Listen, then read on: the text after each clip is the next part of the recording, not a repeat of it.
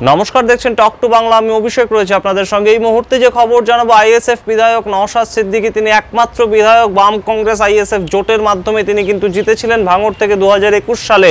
তারপর কিন্তু এই জোটের যে পরিস্থিতি সেটা অনেকটা বদলে গিয়েছে, কিন্তু নওশাদ সিদ্দিকী কিন্তু তৃণমূল বিরোধিতা করার জন্য বেশ খানিকটা প্রসিদ্ধ। তিনি জেলও কেটেছেন বেশ 42 দিন মতন সময় এই সরকারের আমলে। কিন্তু সেখানেই কিন্তু নওশাদ সিদ্দিকী আমরা দেখেছি যে বারংবার কিন্তু তিনি মুখ্যমন্ত্রী মমতা বন্দ্যোপাধ্যায়ের সঙ্গে দেখা করতে চেয়েছিলেন, কিন্তু সেক্ষেত্রে কিন্তু তার দেখা হয়নি মুখ্যমন্ত্রীর সঙ্গে। কিন্তু আজ মুখ্যমন্ত্রী মমতা বন্দ্যোপাধ্যায়ের সঙ্গে দেখা করলেন নওশাদ সিদ্দিকী বিধানসভার অভ্যন্তরে, এবং সেখানেই কিন্তু নতুন জল্পনা তৈরি হয়েছিল যে নওশাদ সিদ্দিকী কি তাহলে কোথাও গিয়ে তৃণমূল কংগ্রেসে যুক্ত হচ্ছেন। সেটা কিন্তু এখন একটা লাখ টাকার প্রশ্ন ছিল পশ্চিমবঙ্গের রাজ্য রাজনীতিকে কেন্দ্র করে, কারণ কিন্তু এই মুহূর্তে অনেকগুলো ফ্যাক্টর কাজ করছে।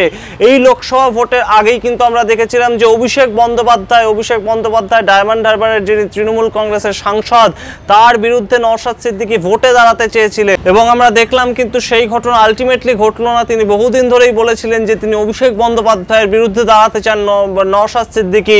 সেই অনুযায়ী তিনি কিন্তু হারানোরও একটা বন্দোবস্ত করে ফেলেছিলেন, তেমনই কিন্তু জানিয়েছিলেন নওশাদ সিদ্দিকী। কিন্তু ফাইনালি তিনি লোকসভা ভোটে লড়লেনই না, এবং সেই জায়গা থেকে কিন্তু একটা বেশ খানিকটা জল্পনা চলছিল যে তাহলে কি তৃণমূল সরকারের কাছে মাথা নত করলেন নওশাদ সিদ্দিকী, তিনি কি তাহলে যুক্ত হবেন। এবং আজকে যেখানে আচমকাই নওশাদ সিদ্দিকী মমতা বন্দ্যোপাধ্যায়ের সঙ্গে দেখা করলেন, সেটা কিন্তু আরও বেশ খানিকটা জল্পনা বাড়িয়ে দিয়েছিল।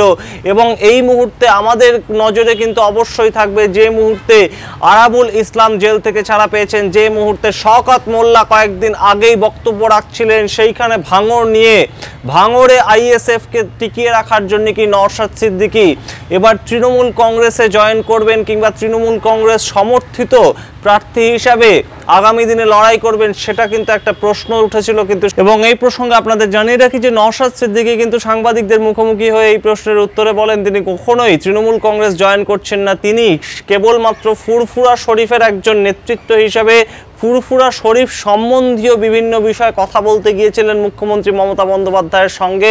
এবং আপনারা অবশ্যই মনে থাকবে আপনাদের যে এই সরকারের আমলেই 58 কোটি টাকা বরাদ্দ করেছিল সরকার ফুরফুরা শরীফের জন্য। সেই কাজ কিভাবে এগোতে পারে, কিভাবে সেই কাজের নেক্সট প্ল্যানিং হয়, সেটা নিয়েও কিন্তু এই মুহূর্তে নওশাদ সিদ্দিকী জানিয়েছেন তিনি মুখ্যমন্ত্রী মমতা বন্দ্যোপাধ্যায়ের সঙ্গে দেখা করেছেন। সুতরাং সামগ্রিক বিষয়টা তিনি জানিয়েছেন মুখ্যমন্ত্রীকে যে কিভাবে তিনি কাজটা চাইছেন, এবং অবশ্যই একজন বিধায়ক হিসাবে মুখ্যমন্ত্রীর সঙ্গে দেখা করা, নিছকে একটা রুটিন দেখা করা, তিনি কিন্তু জানাচ্ছেন এই। আমরা অবশ্যই নজর রাখবো যে পরবর্তীতে নওশাদ সিদ্দিকী নমনীয় হন কিনা, তৃণমূল কংগ্রেস জয়েন করেন কিনা। আপনারা দেখতে থাকুন টক টু বাংলা। ভুলবেন না টক টু বাংলা ইউটিউব চ্যানেলটিকে সাবস্ক্রাইব করতে। ধন্যবাদ।